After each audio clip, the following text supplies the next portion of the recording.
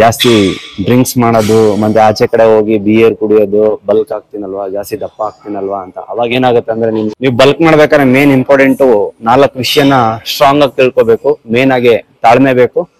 ಅದಾದ್ಮೇಲೆ ರೈಸು ಚೆನ್ನಾಗಿ ತಿನ್ಬೇಕು. ನೀವ್ ಎಷ್ಟು ತಿಂತೀರಾ ಅಷ್ಟು ನಿಮ್ಗೆ ಪಂಪ್ ಆಗುತ್ತೆ. ಮತ್ತೆ ರಿಪಿಟೇಷನ್ 6, 8, 10 ಇಷ್ಟಲ್ಲೇ ಇರಬೇಕು. ವಾರದಲ್ಲಿ ಎಷ್ಟು ದಿನ ಎಕ್ಸರ್ಸೈಸ್ ಮಾಡ್ಬೇಕು ಅಂತ ಹೇಳಿದ್ರೆ ಮ್ಯಾಕ್ಸಿಮಮ್ ಮಾಡ್ತೀನಿ ಅಂತ ಹೇಳಿದ್ರೆ 5 ದಿನ, ಇಲ್ಲ ಅಂತ ಹೇಳಿದ್ರೆ 4 ದಿನ. ಬಾಡಿಗೆ ಅಷ್ಟು ರಶ್ ಕೊಡ್ಬೇಕು.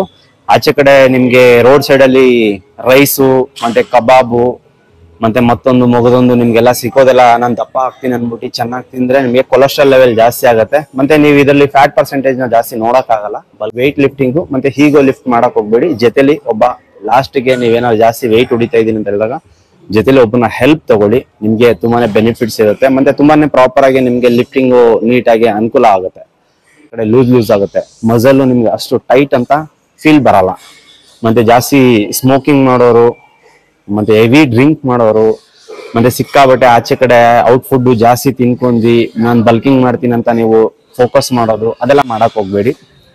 ಯಾಕಂತಂದ್ರೆ ನೀವು ಕಟಿಂಗ್ ಪೀರಿಯಡ್ ಅಲ್ಲಿ ಏನು ಶಿಸ್ತಾಗಿ ನೀವು ಒಂದು ಫೋಕಸ್ ಮಾಡಿ ರಿಪಿಟೇಷನ್ ಆಗಿರ್ಬೋದು, ನಿಮ್ಮ ಡಯಟ್ ಆಗಿರ್ಬೋದು, ಒಂದು ಕ್ಯಾಲೋರಿ ಕೌಂಟ್ ಅಲ್ಲಿ ಇರ್ತೀರ. ಹಾಗೆ ಬಲ್ಕಿಂಗ್ ಪೀರಿಯಡ್ ಅಲ್ಲಿ ನಿಮ್ಮ ಕಾಪ್ಸ್ ಲೆವೆಲ್, ನಿಮ್ಮ ಫ್ಯಾಟ್ ಪರ್ಸೆಂಟೇಜು ಮತ್ತೆ ನಿಮ್ ಗುಡ್ ಫ್ಯಾಟು ಮತ್ತೆ ಮೇನ್ ಸ್ಲೀಪು, ಅದಾದ್ಮೇಲೆ ಎಕ್ಸರ್ಸೈಸ್ ಅಲ್ಲಿ ರಿಪಿಟೇಷನ್, ಬಾಡಿಗೆ ರೆಸ್ಟ್, ಇಷ್ಟು ಫೋಕಸ್ ಮಾಡಿ ಪಕ್ಕ ನಿಮ್ಗೆ ಹಾಗೆ ಆಗತ್ತೆ. ಇವತ್ತಿನ ವಿಡಿಯೋಲಿ ನಿಮ್ಗೆ ಕಂಪ್ಲೀಟೆಡ್ ಆಗಿ ಚೆಸ್ಟ್ಗೆ ಹೇಗೆ ಎಕ್ಸರ್ಸೈಸ್ ಮಾಡೋದು ಅಂತ ನೀಟಾಗಿ ನಾನು ತೋರಿಸ್ತೀನಿ. ಬಲ್ಕಿಂಗ್ ಪೀರಿಯಡ್ ಅಲ್ಲಿ ನೀವು ಎಷ್ಟು ವೆಯ್ಟ್ ಹೊಡಿಬಹುದು, ಎಷ್ಟೆಷ್ಟು ರಿಪಿಟೇಷನ್ ಮಾಡಬೇಕು ಅದನ್ನ ಈ ವಿಡಿಯೋ ನಾನು ತೋರಿಸ್ತೀನಿ. ಇನ್ನೂ ನನ್ನ ಚಾನಲ್ಗೆ ಸಬ್ಸ್ಕ್ರೈಬ್ ಆಗಿಲ್ಲ ಅಂತ ಹೇಳಿದ್ರೆ ಫಸ್ಟ್ ಆಗಿ.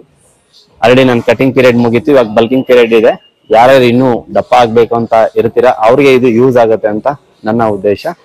ಎಲ್ಲರಿಗೂ ನಾನು ಹೇಳ್ತಾ ಇದ್ದೆ, ನಿಮ್ ಬಲ್ಕಿಂಗ್ ಪೀರಿಯಡ್ ಅಲ್ಲಿ ತುಂಬಾ ಇಂಪಾರ್ಟೆಂಟ್ ಅಂದ್ರೆ ತಿನ್ನೋ ವಿಷಯನೇ. ನೀವು ಯಾವ ಲೆವೆಲ್ಗೆ ಕಾಪ್ಸ್ನ ಲೋಡ್ ಮಾಡ್ತೀರಾ ಆ ಲೆವೆಲ್ಗೆ ಬಾಡಿ ಪಂಪ್ ಆಗುತ್ತೆ. ವಿಷಯ ತಿಳ್ಕೊಬೇಕು. ನೀವು ಫ್ರೆಶ್ ಆಗಿ ಬಿಗಿನರ್ಸ್ ಆಗಿತ್ತು ಹೇಳಿದ್ರೆ ಫಸ್ಟ್ ನೀವು ರೈಸ್ ಪ್ರಮಾಣ ಎಷ್ಟು ತಗೋಬೇಕು ಅಂತ ನನಗೆ ನೀವು ಕಮೆಂಟ್ ಮಾಡಿ, ನಾನು ನಿಮ್ಗೆ ತಿಳಿಸ್ತೀನಿ. ನಿಂಗು ತಿಂಡಿ ಹೇಗಿರುತ್ತೆ ಆ ಒಂದು ಸ್ಟೈಲ್ನ ನಾನು ತೋರಿಸ್ತೀನಿ. ನಾನು 400 ಗ್ರಾಮ್ ತೂಕ ಮಾಡ್ಕೊಂಡಿರೋ ರೈಸ್ ತಗೊಂಡಿದ್ದೀನಿ. ಇದರಲ್ಲಿ ನಿಮಗೆ 522 ಕ್ಯಾಲೋರಿ ಸಿಗುತ್ತೆ. ಮತ್ತೆ ಮ್ಯಾಕ್ಸಿಮಮ್ಮು ಇದರಲ್ಲಿ ನಿಮಗೆ 4 ಶರ್ಮಾನ ಪ್ರೋಟೀನ್ ಇದೆ.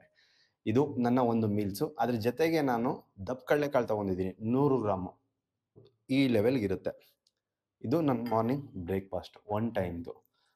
ಓಕೆ, ಅದಾದಮೇಲೆ 2 ಅವರ್ಸ್ ಬಿಟ್ಟು ತಿರ್ಗಾ ಏನು ತಗೋತೀನಿ, ಅದಾದಮೇಲೆ 2 ಅವರ್ಸ್ ಬಿಟ್ಟು ತಿರ್ಗಾ ಏನು ತಗೋತೀನಿ, ಅದಾದಮೇಲೆ ತಿರ್ಗಾ ನಾನು ನೈಟ್ ಮೀಲು ಏನು ತಗೋತೀನಿ.